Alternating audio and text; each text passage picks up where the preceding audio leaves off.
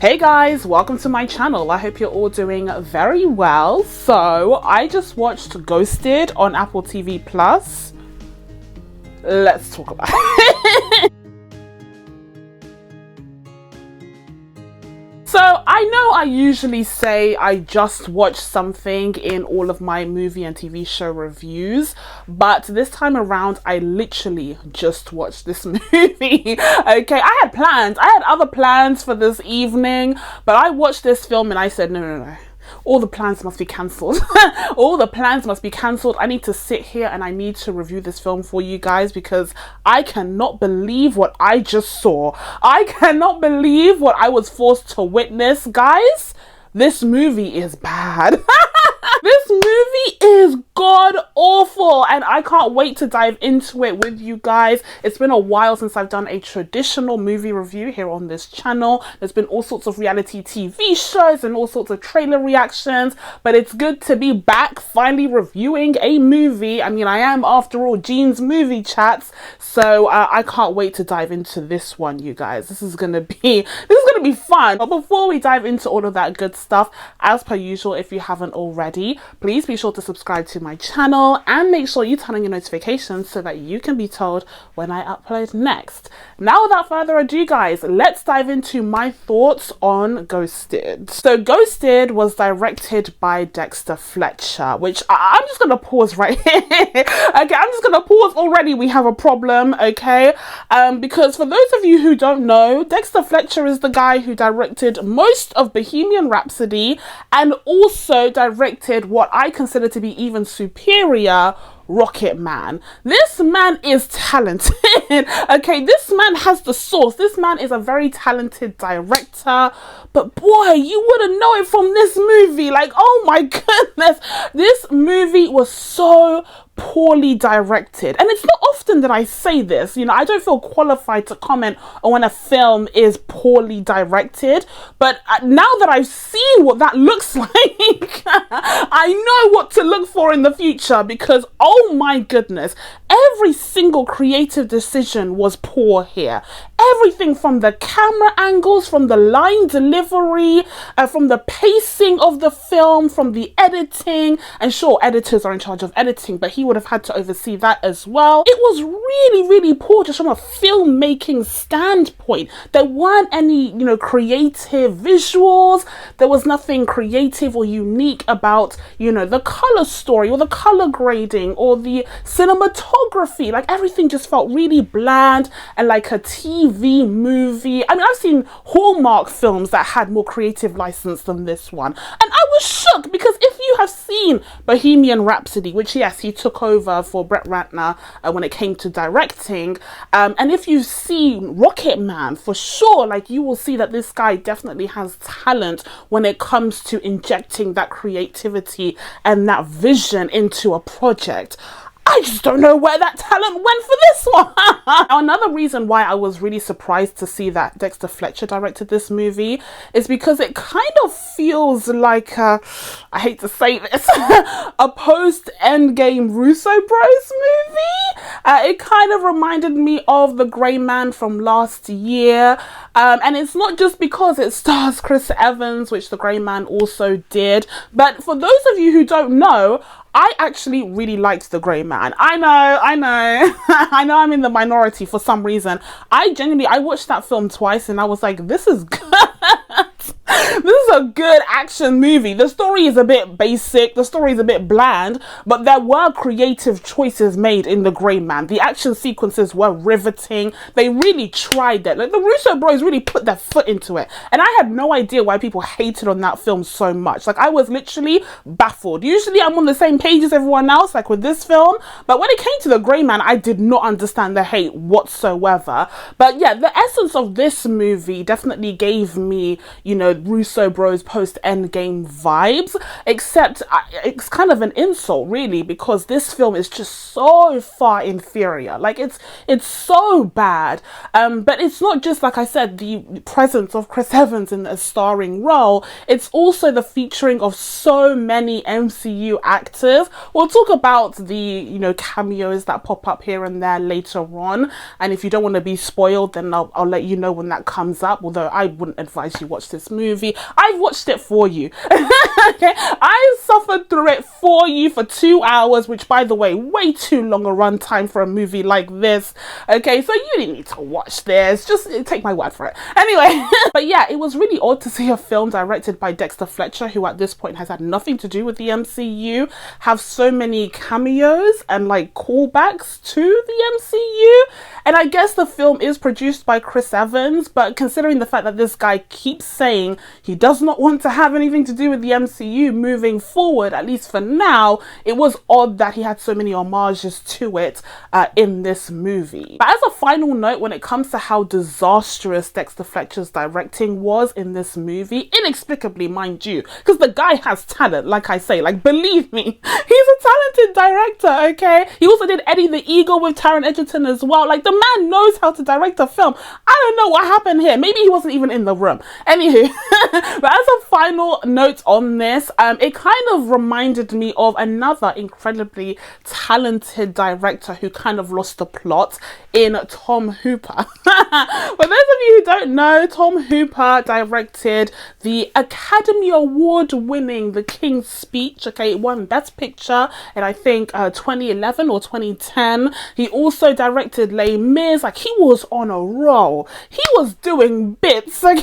He was making it work. And then my guy decided to steer in the wrong direction entirely, okay? He went left. In fact, he went absolutely left, and decided to do Cats. And we haven't heard from him since. But listen, at least with Dexter Fletcher, this movie couldn't have cost more than, what, like £20? Like, surely this movie's budget is not more than 50 quid max, right? Like, whereas in the case of Cats, like, that movie cost money. So Tom Hooper's just like licking his wounds still from that disaster. Okay, so now that I'm done dragging Dexter Fletcher, let's turn our attention towards the writers, shall we? Because that was also a huge issue in this film. This film is very poorly written, okay? And there are several writers on here, which is always a good sign. It's always a good sign when you have 50 million cooks in the kitchen. But when it comes to the story itself, you have this guy Cole, who's portrayed by Christopher Jamal Evans. We will talk about him in a second. Don't even worry about it. And this guy is, you know, working on occasion at this farmer's market in this stand where he sells plants. And then along comes Sadie, who's portrayed by Ana de Armas, and she is looking for a basic plant, nothing too fussy, nothing that requires too much commitment, wink wink, because she has a very busy job, you know, traveling around the world, and she won't be there to take care of the plant. And so they have this like really weird exchange at the beginning where, you know, Cole is trying to sell Sadie this plant, and then she's like, well, I'm not going to be there to take care of it, so it's going to die. And then he sells her a cactus, but he's even like reluctant to do that because she's not going to be there to take care of it. And so he tries to get it back from her. It's like, it's so weird. Oh my God. At that point, I knew. Like, at that point, I knew it was going to be bad, okay? But then it got even worse because, you know, one of the fellow farmers market sellers was nearby, this older woman. And also this, like, black man was also there. And they were both like, ooh, Cole. Ooh, there's so much sexual tension between you two. You should ask her out. Wink, wink. Like, ooh, you had so much chemistry together. No, they did not. Why are you lying to this man? There was no chemistry. There was no sexual tension to be found. Not 1 ounce, not 1 iota. I cannot believe how these friends lied to my boy. Okay? It was a weird discussion. It was a weird argument to start this relationship with. And I don't know what the writers were thinking. There was nothing cute about this. And honestly, maybe in some alternate reality, it could have been saved by some better performances. I don't know how, quite frankly. I don't know how. The performances would have to be Oscar worthy to save that script. But maybe they could have been. But the performances were also so bad. So bad. As bad as Ana de Armas's wig. Oh, they were so bad that nothing could have saved this, honestly. It was a recipe for disaster in scene 1. So anyways, it's established early on that this guy can't keep track of anything in his life, like this grown man who pays bills and has a degree. He can't keep track of anything, including the money box, okay, where he's selling the plants from, whatever. So he has these little trackers, and then, you know, he goes on this date with Sadie, and he leaves behind his asthma pump, which again, like, grown man, really? Whatever. And that also has one of those trackers, and so he tracks her. He uses the app that he, you know, tracks everything with, and finds out that she's in London, and that's why, you know, she hasn't been communicating with him after that little date. You know, they seemingly had a perfect time, and they ended up sleeping together, and there was this like horrible, cringe-worthy sex scene with like the blankets and everything.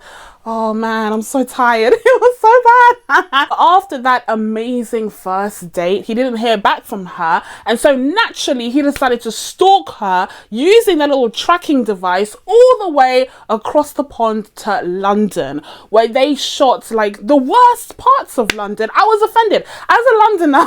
Again, there was nary a creative decision made. Nary a creative decision. Okay, they had shots of London that was so odd and so ugly and unremarkable. Like, maybe they weren't really in London, honestly, because the budget for this film was £50, right? Like, it was $40 US. Okay, I hope they didn't spend any more on this film.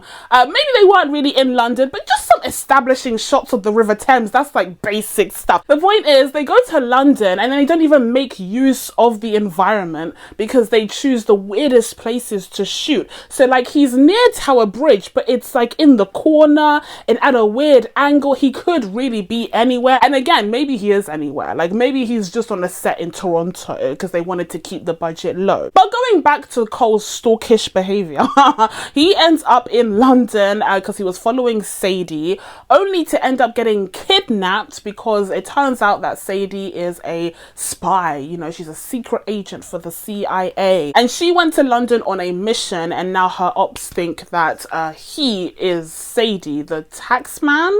Is that what her code name is? That was so stupid. Anyway, so he gets captured by this guy who's obsessed with bugs. And then he gets threatened with like a bee sting. I mean, that whole, again, it's just so bad. It's so bad. And then Sadie comes to save him, and it's supposed to be this exciting, riveting, globe-trotting adventure, but in reality it just feels really flat and really aimless because we don't really get a sense of where they're at. There's no real use of, you know, cool environments or sights, and so it just feels really underwhelming. And honestly, that's all bad enough, right? Like, it's bad enough that you have these weird places that they go to that seem really aimless and underwhelming. It's bad enough that you have these really poorly edited action sequences that have this terrible color grading that makes everything just look grey. I mean, you want to talk about the grey man? This should have been called The Grey Woman. Okay, everything looks so fudging grey. It's bad enough that you have Ana de Armas's wig, but then on top of everything,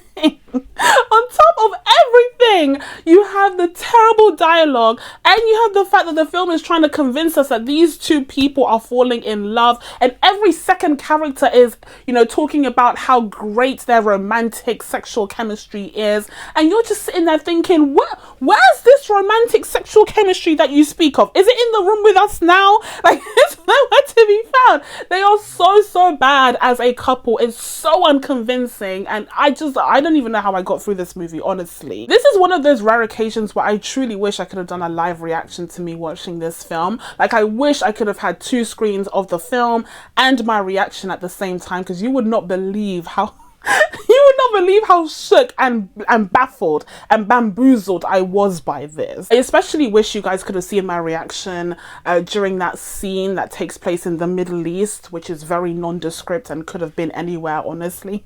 But you have like a succession of these very weird, very pointed cameos where at first, who was first? I think it was Anthony Mackie that was first, right, as a cameo. I mean, the first kind of character that kind of distracted me was the guy who portrays Jafar in the live action Aladdin film, where I was like, oh my god, is that Jafar? Like, I was trying to figure that out for a good 5 minutes. I wasn't paying attention to the horrible dialogue because apparently Sadie has like these past relationships with all of these guys that will come up again later, but then so then he's talking about like, oh, like I'm so heartbroken, we could have been so good together, and she's like, no, and you're supposed to get the sense that she's only interested in a guy who's outside of that world now, despite the fact that he's saying that she should be with someone who's in their world of like espionage and the sorts, and then later he gets killed by, you know, Anthony Mackie, who shows up out of nowhere, and that would have been cute, it would have been fine, I guess. And then you also get the appearance of John Cho, who then proceeds to kill him,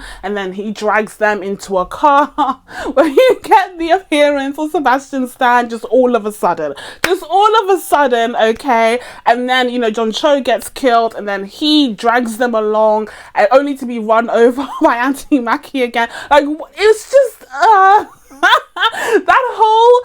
whole exchange, that whole scene, if you had seen my reaction, guys, like I was just like, what? What is happening here? Oh god, I wish it was a better film. I wish it was a better film because it would have made for more interesting cameos. And since we're on the topic of cameos themselves, there was that, you know, one extra cameo at the end there where you had Ryan Reynolds just show up out of the blue.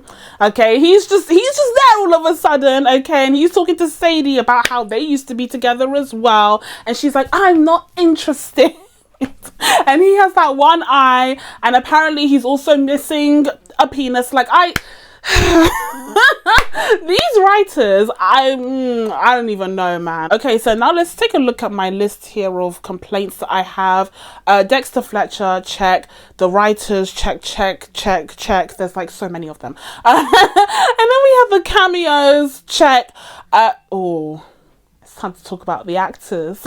It's time to talk about Christopher Jamal Evans and Ana de Armas and her wig. Let's talk about Chris first of all. There was this like viral tweet, okay, last week, and it made a bold claim that Chris Evans can't act. I don't think that's true. I wouldn't go as far as to say that he can't act. I just think that he doesn't have the most range as an actor, you know, in the world. I think he's pretty limited in his range, as we've seen from the projects that he's taken on in the last few years. So, you know, I would say that he's an actor, but he certainly wasn't doing much actoring in this film. Like I said, he had no chemistry with Ana de Armas. In fact, he had more chemistry with Ana de Armas in Knives Out when he was trying to kill her than he did in this movie, which was wild. But it wasn't just with his interactions with Ana de Armas, it was also in his like line delivery in general, in the action sequences that didn't really feel very convincing. I mean, he's supposed to be playing this guy who's kind of like a nerd, and he's, you know, a farmer, he's also a historian, and he doesn't really belong in the world that Ana de Armas lives in.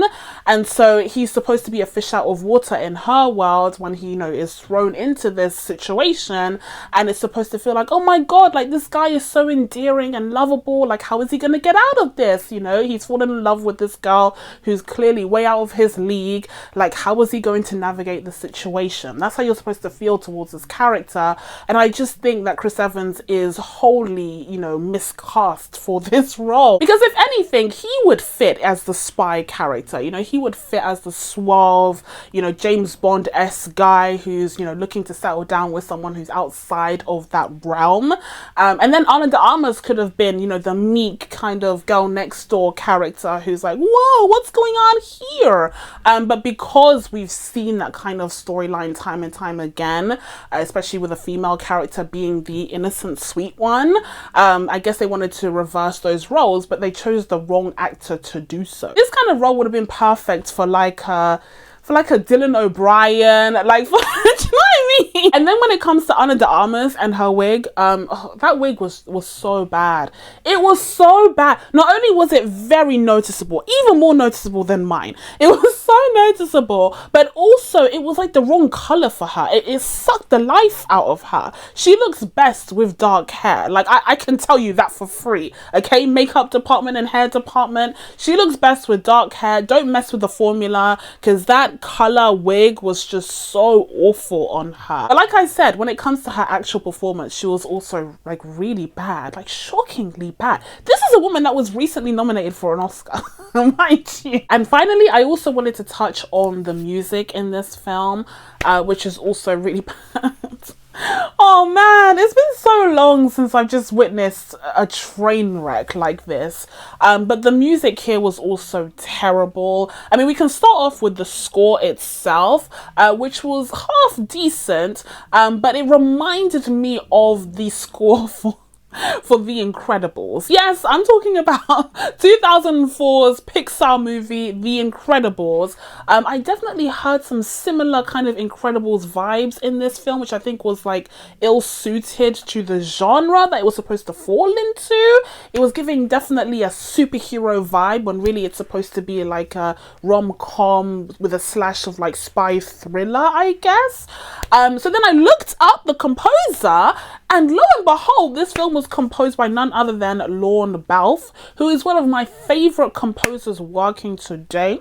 So imagine my disappointment. But I did scroll through his discography to see if he was the composer on The Incredibles, and he wasn't, but he was the composer on Megamind. And oh my goodness, in that light bulb moment, I was like, this kind of sounds like Megamind, which in turn also sounds like The Incredibles, although that is more suited to the genre in that case, whereas here it just feels really out of place, and it really put me out. I mean, I won't say that was the defining thing that distracted me about this film, but it was just one of many things, okay? But I would say an even bigger distraction than the score would be the song choices, the featured music in this film, because the playlist was giving summer 2017. Like it was just like, what? Once again, it was yet another example of this film just not having any creative fingerprint that really defined it in any way. It felt like the music supervisor just scrolled through a Spotify playlist and just like put any of the songs on, okay? And like I said, very summer 2017 vibes. Like there was nothing creative here, nothing out of the box. In fact, everything felt very much on the nose, and it was very distracting when you would have this like pop tune from 2017 come on during a very serious, you know, moment or an action sequence. They could have just done a score. They could have just done a really good musical score. They have Lorne Balfe. He did the score for the recent Mission Impossible movies. He did the score for Top Gun Maverick. He did the score for The Crown. He did the score for Dungeons and Dragons. Like this guy, just look up this guy's filmography. This guy is incredible. So the fact that they just wasted him and decided to throw in those bops from 2017 was embarrassing. But anyways, before I get too caught up, guys, let me just calm down and wrap this up. Overall, this film was a travesty, and I'm not wholly surprised. I mean, if you have been on Twitter for the last 2 months, you've seen ads for this movie and you've seen how bad it looked in those promos. But I was just shocked to see that it was even worse than those promos made it out to be. I think the performances here were really poor despite the very talented cast, and also the fact that Dexter Fletcher allegedly directed this movie is just baffling, because he's so talented and there was none of that talent present in this project. I thought the writing was poor, the script was just like awful, dialogue terrible, and the music choices were distractingly bad despite the fact that they'd hired a pretty decent musical composer. So like, what actually happened here? To say nothing of the cinematography, of the hair and makeup, like I could go on and on dragging this film, but I'm just going to conclude here and say that I'm going to be giving Ghosted a 4 out of 10. So that's it from me, guys. Now that I told you guys my thoughts on Ghosted, it's time for you guys to let me know what you thought of this movie down in the comments below. Please be sure to subscribe to catch new videos coming up. Thank you guys so much for watching. I really appreciate it, and I will see you in the next one. Bye.